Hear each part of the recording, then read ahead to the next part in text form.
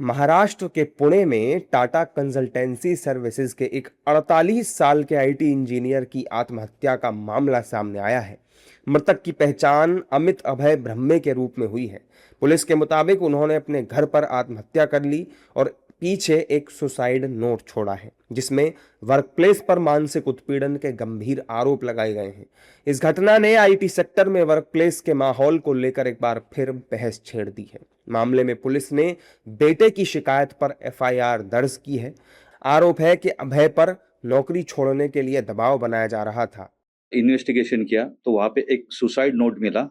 वो suicide note में उनके कंपनी के 2 एम्प्लॉय और उनके दोस्त विनोद पादेचा, अर्चना और शाश्वती, टीसीएस कंपनी के जो एम्प्लॉय थे, प्रोजेक्ट मैनेजर, उनके खिलाफ उन्होंने सुसाइड नोट में लिखा था कि जो 2 महिला है वो उनको हैरेस कर रही थी, उनको तकलीफ देती थी, उनको प्रोजेक्ट में हार्ड काम देती थी और उनके रेटिंग भी कम करती थी।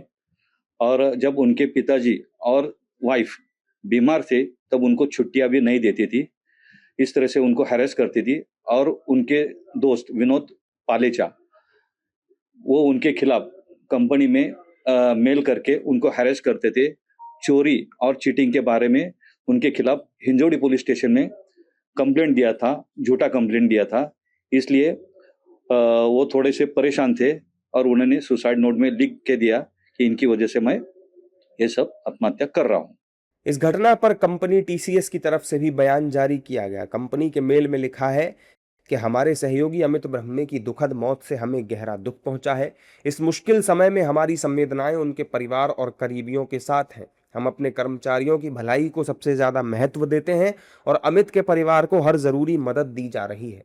2 कर्मचारियों पर लगे आरोपों की भी जानकारी हमें मिली है। इस मामले की पूरी सच्चाई जानने की कोशिश कर रहे हैं और जांच कर रही एजेंसियों को पूरा सहयोग दे रहे हैं। मामले की जांच अभी जारी है, इसलिए फिलहाल इस पर ज्यादा टिप्पणी करना ठीक नहीं होगा। हम अपने कार्यस्थल को सभी कर्मचारियों के लिए सम्मानजनक, सहयोगी और सुरक्षित बनाए रखने के लिए प्रतिबद्ध हैं। मामले में राजनीति भी शुरू हो गई है। एक तरफ एनडीए नेता, सरकार में मंत्री कड़ी कार्रवाई की बात कह रहे हैं, तो वहीं विपक्ष टीसीएस पर हमलावर है और सरकार से सख्त कार्रवाई की मांग कर रहा है। TCS needs to have a complete overhaul on its institution, as whether it's corporate jihad and the Neda Khan case, or whether it is something else which arises on a gross impropriety.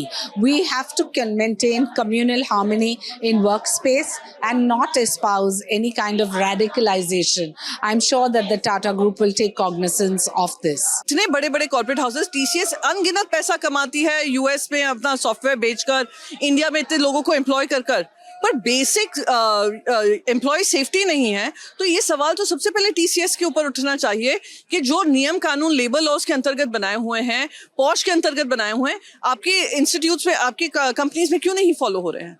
और जो companies को follow करते हुए नहीं पाए गए उन पे सख्त से सख्त कार्रवाई होनी चाहिए। Maharashtra can not become a playground जहां पे they can flout norms and continue to make money out of the misery of its employees. बिल्कुल, ये घटनाएं बहुत बढ़ रही है। ये धर्मांतरण, ये लव जिहाद और इस प्रकार की बातें सभी जगह दिख रही है।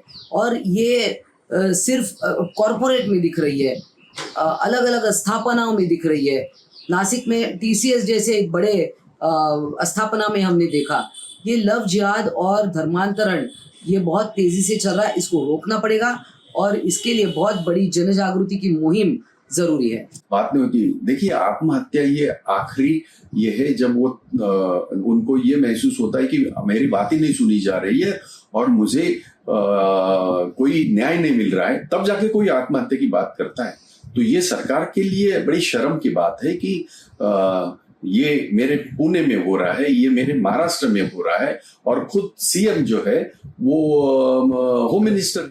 आईटी कर्मचारियों के संगठन एनआईटीईएस ने घटना पर गहरी चिंता जताई है और महाराष्ट्र सरकार से जांच की मांग की है। संगठन ने कहा है कि यह देखा जाना चाहिए कि क्या कंपनियों में कर्मचारियों के मानसिक तनाव को पहचानने और रोकने के लिए पर्याप्त व्यवस्था मौजूद है या नहीं। संगठन ने यह भी बताया कि इसी साल जनवरी में पुणे के हिंजेवाड़ी स्थित टीसीएस कैंप में एक अन्य कर्मचारी की भी संदिग्ध परिस्थितियों में मौत हुई थी।